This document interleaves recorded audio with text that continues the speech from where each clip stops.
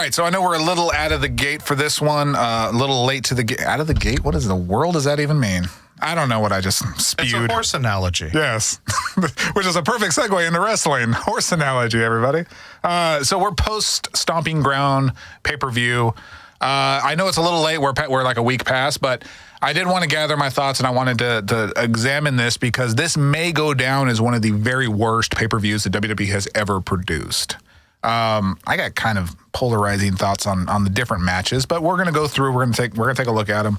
By the way, just throwing it out there, the lowest modern era buy rate for any pay-per-view, and the lowest attendance of any modern era pay-per-view. Stomping Ground knocked those two records out of the park. Really? Yeah, absolutely. Low buy rate, which buy rates are kind of not really accurate these days, only because of the WWE Network. There's actually people that still buy a pay-per-view, which is insane. I don't know why you would even do that. But this was a very low buy for it. But I think the most upsetting factor, I think there was only 6,000 people in attendance for this pay-per-view, which is painfully low. Crap. And I think only 4,000 of them paid. I think they gave away 2,000 tickets. Wow. Yeah, those are the numbers I looked at, man. That's shocking. Do you think it had to do with Super Showdown? That could be a reason, yeah. I'll give you that. I think there's a lot of reasons. We'll get into them, but I think there's reasons why this is kind of a misstep for WWE. And I mean, they've had missteps before. It's not like they can't recover from it, but this is unfortunately a little bit embarrassing for them. But let's look at the card. We'll start with there was the pre-show, the WWE Cruiserweight Championship triple threat match. We've got, my God, why is it always hard? Why are these cruiserweights always difficult names? Why can't you just have normal names? What's wrong with you? Bob, or, yes. Like Chavo, Eddie, Jericho. I want Bob versus Steve versus John. Can we just do that? Makes my job so much easier. All right, so I'm going to try this. And I'm sorry, guys. Like, seriously, I love the Cruiserweights. They are fun to watch. I just cannot get their names. I'm sorry. All right, so we got Tony Nese, who's the champion, against Drew Gulak. Can we say that? Drew Gulak. We just did. Okay, I just did. So I'm taking credit if I butcher it. And then Akara Tozawa. And I think I got that one. Akara Tozawa. At least I got the last name. I don't know about the first part, but... they had a triple threat. I actually was pre-show, so I didn't get a chance to watch it. But I did see that Drew won the championship belt. It was Tony Nese. And actually, Tony Nese won it at WrestleMania. And I was happy. I like Tony Nese. I think he's awesome. He may actually end up getting the belt back. Tony Nese is cool. But it looks like they passed it on to Drew. Morton, what are your thoughts on that? I'm sure you didn't watch it either. No, I did not. Yes. It's pre-show. Come on, guys. We could barely watch the pay-per-view. You can't expect us another hour to watch the pre-show. Well, that, and also if I'm watching a match, I need to know the wrestlers' names. That is true. So all I had was Tony Nese that whole time.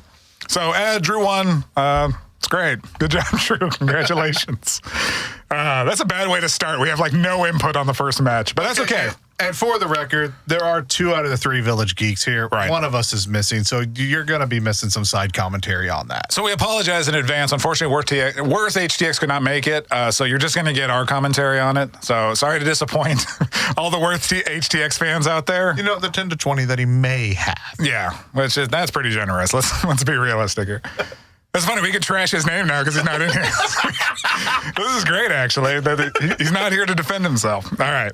Our first match opened up with Becky Lynch going against Lacey Evans, which, man, we could say some things about Lacey Evans. Let's start with the positive, okay? And I'll make this quick because every time we talk about Lacey Evans, I'm not going to give you a background on her. But Lacey Evans is definitely being pushed very hard. She's obviously in a championship match with Becky Lynch. She's being pushed very hard. I think she's slightly ready, but at the same time, Morton, she's a little botchy. Yes. She's not polished. She's like walk to the ring and trip kind of botchy. Yeah. She is, and it's funny. You got to check out the clip. There is a moment where Becky Lynch is trying to, I think she went under. Lacey Evans goes to the turnbuckle and is trying to do a jump off the turnbuckle and do a leg kick. And Lacey Evans is so out of place and is so reacting so awkwardly to Becky. She has to jump up like twice. And then she hits this really weak kick, comes down, and you can see her like physically roll her eyes. Like, my God, I got to carry this match because she cannot get this right. And it's no knock on, I think Lacey Evans benefits a lot. She is built incredibly well. Like, she is Charlotte Flair to a degree. I think she has potential, but Yes. like I said, she needs to be polished. Yeah, she's a little rough around the edges. I think she has a great look.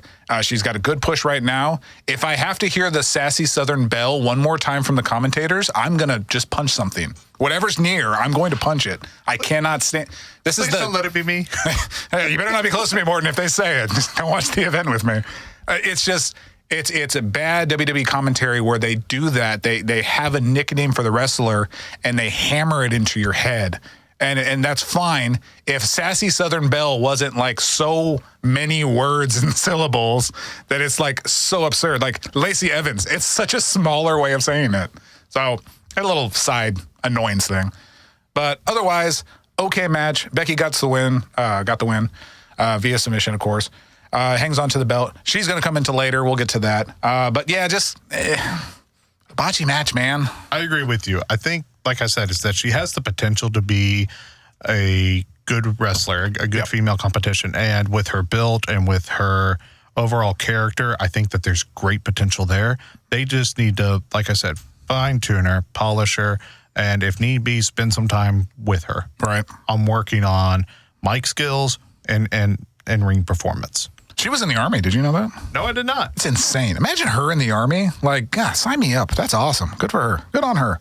That was also an 11-minute match. Whew, boy, I must have felt like a 30-minute match. Okay, so we got Kevin Owens and Sami Zayn going up against the New Day, which would be Big E and Xavier Woods tag team match.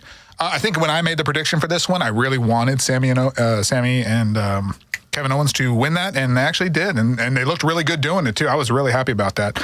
I was when we were talking about Super Showdown, I was thinking that they were going to move forward with like a Kevin Owens or a Sami Zayn kind of doing championship pursuits. Right.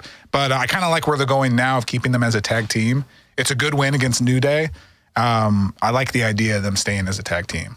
Well, the only issue that I have with it is a little over a year ago, both of them were fired from SmackDown. Then all of a sudden, they're back on SmackDown. It's shocking you remember that. I couldn't even remember that. Yes. But got great knowledge, man. But I do like the match. I do think that Kevin Owens and Sami Zayn is a good tag team. They have good chemistry together. It kind of reminds me a little bit of the Harlem Heat era, is that they're just built, they're tough, and they know what they're doing in the ring. Yep, I think that's good. I would like for them. WWE has a hard time keeping these kind of tag teams together, where it's two strong singles competitors. Right. They have a really hard time keeping them together in that sense. So we'll see how long it lasts. I hope it lasts a long time. I think it's awesome, man. I think they're great. Like a good example of not being able to keep them together was John Cena and Shawn Michaels. Yes. Holy crap, that was a team. Yes, and when the hell was that a team? Yes, they even won the tag team titles. Did they really? Yes. I'm going to take your word for it now. Yes. Shawn Michaels and John Cena? Yes, I will bring up when they won the championship. Hold on a moment. I slightly believe you, but like, I think that's absurd. That had to be, I'm going to get, when you're looking that up, I'm going to guess the year. Okay. So it had to be when, so this has got to be, okay, hold on. We're going to think about this. I'm going to shoot out 2007. That's my guess.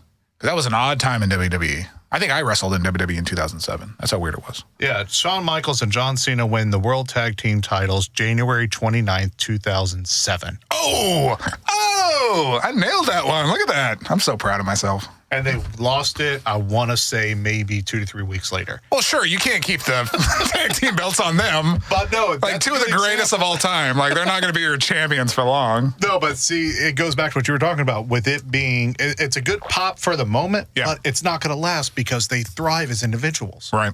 I think you're absolutely right, man. I think that's Kevin and Sami right there. I think they're strong enough as individuals. I don't think they're going to make this tag team last, but I'm going to enjoy it while I can, man, because I really like them. I like them together, man. They feed off each other. Yeah. We got so the singles match for the WWE United States Championship, the America Championship. We got your boy Ricochet. Your boy Ricochet. You love Ricochet, don't you? I do. I liked it when it was Aleister Black and Ricochet. Yes. I think that was a good tag team. I mean, it reminds me of 205 with the cruiserweights, but being able to compete with some of the modern weights. Yeah. I guess the best word for it. No, I'll give you that. Yeah, absolutely.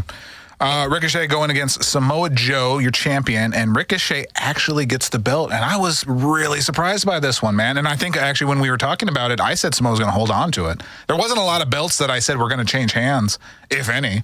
But I swear, I thought, I'm like, okay, well, this is kind of a starter feud for Ricochet. He's gonna, he'll be back. He'll run a few things, but he actually picked up the win. I had an ulterior idea, is that I think before Ray got injured, it was going to be Ricochet versus Rey Mysterio.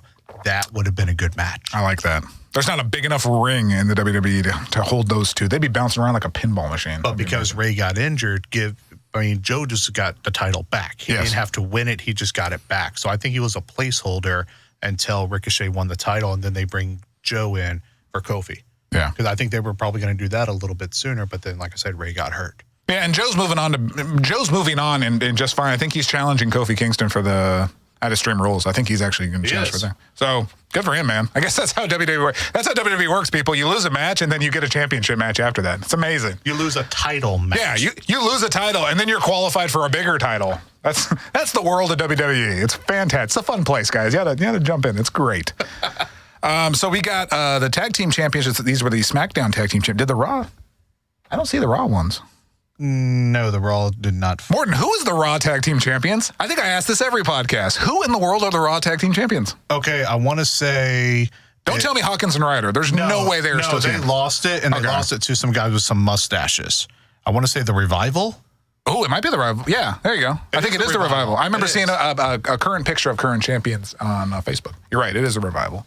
God, if you were going to say Hawkins or Ryder, I'm like, there's no way they are still champions. Okay. But this is for the SmackDown Tag Team Championship. We got Daniel Bryan and Eric Rowan, or just Rowan, because WWE hates first names, against Heavy Machinery, Otis and Tucker. They actually have other names in NXT. It was like Otis Odenthorpe and PJ Tucker, or I think he plays for the Rockets. Never mind. It's not PJ Tucker. Heavy Machinery. By the way, Heavy Machinery, Otis is he's got T-Rex arms. He's like huge, but he's got little arms. And Tucker's not a very big guy. And I will go to bat with this every single time. Tucker is not a big guy. He looks like a big guy, but he's very deceiving. Obviously, he could kick my ass. I'm not saying that I would win in a fight with him, but for a name like Heavy Machinery, and they give the impression they're these big, bulky guys, Tucker's not that big of a guy. There are so many bigger guys than him. Okay. I just took the time to bash a tag team. I don't really even have bad feelings about it. Who won that match? So Daniel Bryan and Rowan hung on to it. They wouldn't put the belts on Heavy Machinery. They've literally, for the past couple months, have been just played as a comedy tag team. I don't even know how they've even won an opportunity for these belts. But they've literally just been a comedy tag team. So, no, you're not going to put the belts on them. At least not yet. You know what? I actually feel a little bit sorry for Rowan because they keep recycling him. Mm-hmm. I liked him when he was part of the Wyatt family. Oh, I love the Wyatt family. I loved it when he was part of the Basham Brothers. Yes. That's pretty cool, man. At WrestleMania, they just destroyed everybody. They came to the ring with hammers. I mean, who comes to the ring with hammers? And like Thor's hammer. Yeah, like big hammers. Yeah, like railroad spike hammers. Like those things were awesome. And then one of them gets hurt. Yep. That's something that I find a little bit saddening with the tag teams, especially when you don't stand out as individuals. If one person gets hurt, it affects the other. Absolutely. Same thing for like how it was with Matt Hardy and Bray Wyatt. Mm-hmm. Matt Hardy got injured. Now all of a sudden Bray Wyatt is becoming Mr. Funhouse or whatever it is, the Firefly House. The Firefly House. We're going to see where that goes, man. They're really invested into it, so we'll see how that goes. But I do like the idea of Daniel Bryan being a heel right now. Yes. So they're still your champs, and I'm okay with that. I like Daniel Bryan and Rowan. There's other places they're going to go with it, so I'm good for now. We got Bayley and Alexa Bliss with Nikki Cross in the corner. I like Nikki Cross. She's definitely one of the more unique female wrestlers. She's pretty insane. They're kind of playing some fun things with her and Alexa Bliss. I kind of like where that's going. So Bayley's your champion, and she actually beat Alexa Bliss fairly cleanly. But it was good. I'm glad they're keeping the belt on her. They're letting her keep going with it. We'll see how long it lasts, but I like Bayley as the champ. I think she deserves it too. And it's kind of weird because she's having this success, and there's still kind of the Sasha Banks in the background, kind of like, okay, is she coming back? And maybe she challenges for the belt. I think her and Bayley have had an issue before. So it's kind of like, I don't know if they're keeping the belt on Bayley because maybe they're thinking Sasha Banks is coming back. Maybe they're going to run a program with those two. It could be because shortly after WrestleMania, when the whole thing went down with Sasha, and then Bayley appears on SmackDown and she says, I'm not doing the tag teams anymore. There's no more Boston Hug. So it could set up for that. I do like that idea. But at the same time, how many times have we seen Sasha and Bayley go at it? Oh, just in NXT. I mean, I think they had the first Iron Woman's match. Yes. 30-minute Iron Woman match, which is just a 30-minute match. And they also went at it a couple of times last year during pay-per-views and Raws and SmackDowns. So I like it when they switch things up, like it's creative. I'm tired of the same matches over and over. Right. Yeah, see our other podcast on it. We did a whole podcast on that. Things we love and we hate about WWE. So let's go to Roman Reigns and Drew McIntyre with my favorite wrestler on there, Shane McMahon. Go Shane. Because he has to be a part of everything in every pay-per-view. So this was good. Roman Reigns beating Drew McIntyre. Big shocker on that one. Again. Yeah, I mean, it's like, poor Drew. I feel sorry for him because, here's the thing. It's like when these wrestlers go and they leave WWE for these periods of time and then they become awesome wrestlers in these other promotions. And then we're like, man, bring them back. It would be huge to get Drew McIntyre back. Because, when he was away from the WWE, he developed, he got ripped. He got this awesome, darker character with him. And he was awesome. And we wanted him back. And then he comes back and he's losing to Roman Reigns, literally over and over again. Well, I liked it when he first came back because he was known as the Scottish psychopath. Yeah. Whenever he came back to the main roster and he teamed up with Dolph Ziggler. I even liked when Ziggler and McIntyre were going against each other. It just seems like ever since that feud ended, they haven't figured out what to do with them. Yeah. And also, the rumor is that Undertaker has handpicked him, and Undertaker will be challenging him at WrestleMania. Did you hear that? No. Yeah, that's a rumor. I read that on. Forgot where I read it. I don't want to give up my sources where I'm getting all my wrestling knowledge. But yeah, supposedly Undertaker has picked Drew McIntyre, and he wants to have a program with him for WrestleMania. See, I can see that for SummerSlam, but it's kind of early building up for WrestleMania. Yeah, and I mean, there's a lot of angles you could take with it. More power to you, man. That's I don't want to downplay an Undertaker WrestleMania because I still think whoever challenges Undertaker WrestleMania, that's still a big deal. Right. So more power to Drew. Maybe they're going to push him even harder next year. I don't know. Maybe he's going to just get through with this program with Roman and, go on to bigger and better things. So I know that your favorite wrestler is Shane McMahon. Absolutely. Unquestionably, yes. So with the comment you just said, yes, when Undertaker and Shane fought at 32, what was your take on that? It was terrible. See, I was there. And the only thing that really excited us is when Shane jumped off the top of the cage. Other than that, it wasn't that great of a match because we know there's no way The Undertaker is going to lose to Shane. It's funny you say that phrase. The only part we liked is when Shane jumped off something. Yeah. You could say that about every one of his matches. His matches are not fun to watch. They're not entertaining. He's not a good wrestler, everybody. But he jumps off of things, so that's cool, right?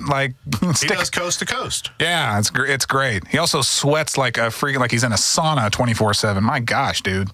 Okay, this is not going to turn into a Shane McMahon bashing podcast. We're going to save that for later. We still got more time for that. So yeah, there you go. Roman Reigns defeated Drew McIntyre, and everybody was sad. Kofi Kingston against Dolph Ziggler in a steel cage match. This is actually one that I got to sit down and I actually got to enjoy. I was a little distracted for all these other ones, but I actually got to focus on this one. Man, steel cages are just not how I used to remember them, man. I just remember them being a lot more brutal, a lot more flying off the top, a lot, obviously the product is a lot safer. Right. And they're not going to do as extreme things as they did back in the Attitude Era. But the cage has also changed itself. Yeah. It's definitely gotten safer for the performers, which is fine. But it's definitely evolved, and now the match, the cage aspect of the match is actually very little, and it was for this. There was a little bit of threatening to leave, jumping up onto it. The big finish was actually unique. I've actually never seen a finish like this. Now there could have been a finish like this, but I've never personally seen it. It's Dolph Ziggler is crawling out, and the door is open.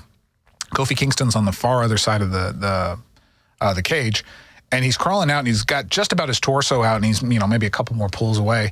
And Kofi just does this dead sprint from the other side, runs, and then just Superman dives right between the ropes, right out the door, lands right on the ground, Right. wins the match.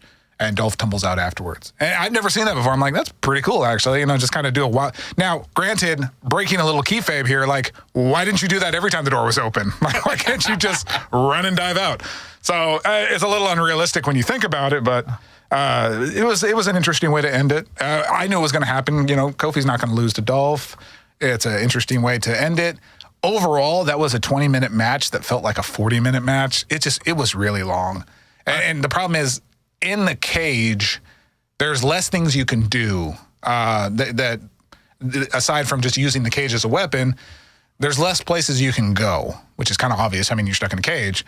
So the match kind of drags a little bit. Even with Dolph and Kofi, which are awesome, and they work together just fine, the match kind of drags. So that was kind of like a little bore about it. It was very, very slow paced. There was a lot of rest holds, a lot of just kind of milking it. It was the longest match on the card. And it definitely felt that way, I'll tell you. All right, let me ask you this, because I try to keep us on subject. Sometimes I fail, sometimes I succeed. Mm-hmm.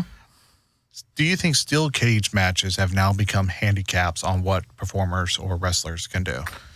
Yeah, the steel cage, as we see it today, like we saw on this card, yeah, I think so. I don't want to say the appeal's not there anymore, but it's too limiting now. It doesn't add to the match anymore. It seems like it's cool and would add to the match, but it adds an element of escaping that's not really even like utilized as much as I think it used to be. So it's kind of lost its allure, so to speak. Yeah, I would say that. I mean, and if you want to upgrade and say Hell in the Cell, I think Hell in the Cell.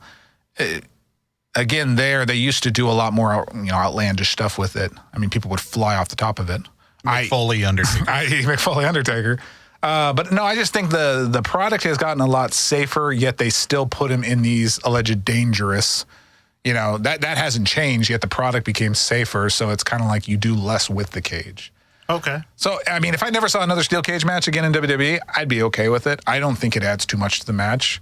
It's kind of fun trying to get the storyline going, like, okay, I'm going to meet you in a steel cage, but ultimately it's just a limited match, and it doesn't really help. See, I agree with you. I think like no holds bar, falls count anywhere, things like that, hardcore matches have more of an appeal or more interesting to watch than what it is for steel cages. Yep. No, I'm totally with you on that one, man. So we got our main event. Oh my gosh. I'm going to say main event and Baron Corbin in the same sentence, man. Is that not like an awful feeling in your gut? Okay, you know how we were talking about Lacey earlier? Yes. Exact same thing with Baron Corbin. Yes. So I disagree. As far as being polished as a wrestler, I don't think he's botchy or anything. I think he's just really, really boring. That's my view on Baron Corbin. I think he's a fine wrestler. He's okay on the mic. I just think his character's really boring. I think he's the next 5 moves of doom. The next Cena 5 moves of doom? Yeah. No, not the next Cena. The next 5 moves of doom. Yeah, right. I got you. No, Baron Corbin's not the next Cena. Here's the thing. They have given Baron Corbin multiple opportunities to deliver. Yeah. And this is just my opinion. This is Jedi Morton's opinion. Yep. He doesn't deliver. He did not deliver at WrestleMania. He has not delivered against the Shield late last year, early this year. Mm-hmm. And he did not deliver on Stomping Grounds. Yeah, and I honestly think his Stomping Ground main event, that was his best opportunity to deliver, and just kind of so obviously with Seth Rollins, your Universal Champion, and Baron Corbin got to pick the referee. It made sense who he picked. And I didn't really put it together because the package that they showed before showed him hitting all these wrestlers like Elias, like EC3, everybody that was like pretending to be the guest referee. He was hitting them all with a chair. So you kind of had to get around that. Like, okay, so if they bring out anybody, he's just going to hit him with a chair. So the gimmick of it is they bring in Lacey Evans. And you can't hit her with the chair. You could in the Attitude Era. Unless if you really want to, you could hit her with the chair.